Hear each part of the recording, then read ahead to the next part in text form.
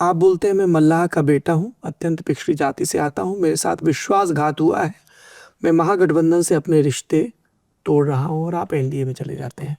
मैं जानना चाहता हूँ 2020 में क्या हुआ था? हमारी सीटें 25 सीट डिप्टी सीएम ये हमारे बैठक में कंप्लीट हो गया कि ये आपका इतना मिला, आप इस हिसाब से काम किसने ये वायदा किया था आपको? तेजस्वी प्रसाद यादव जी। फिर अंतिम आवर में जब घोषणा होने का दिन आया, मतलब आज का कि शाम में हम घोषणा करेंगे, उस समय में मैं बैठा और फिर अंतिम में जब हम बैठने जाने लगे प्रेस कॉन्फ्रेंस से, तभी हमें वो बोलते हैं कि थोड़ा सीट कम कर लीजिए।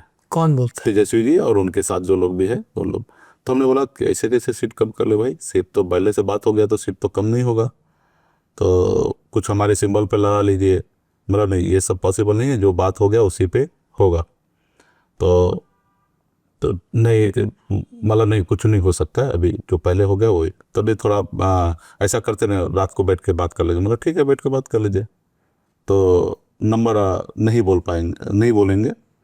बोला ठीक है, कोई बात नहीं, नंबर नहीं बोलिए, लेकिन डिप्टी सीएम का घोषणा कर दीजिए। तो बोला नहीं, साथ में दोनों करते हैं।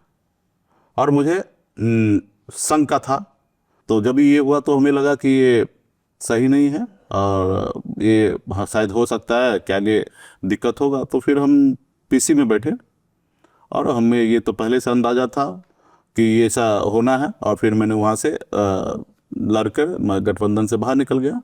और उस समय में थोड़ा जल्दीबाजी कर लिया कि हो सकता है रात में रुक जाते तो कुछ बात बन जाता, या थोड़ा सा तेजस्वी जी को ही खुद 2 हफ्ता पहले, 1 हफ्ता पहले इस पे पहल करके उसको रास्ता निकालना थी। तो राजनीति अनुभव हमारे पास कम रहने के कारण, या तेजस्वी जी के पास कम रहने के कारण, या पेशेंस हमारे पास कम रहने के कारण गठबंधन टूटा।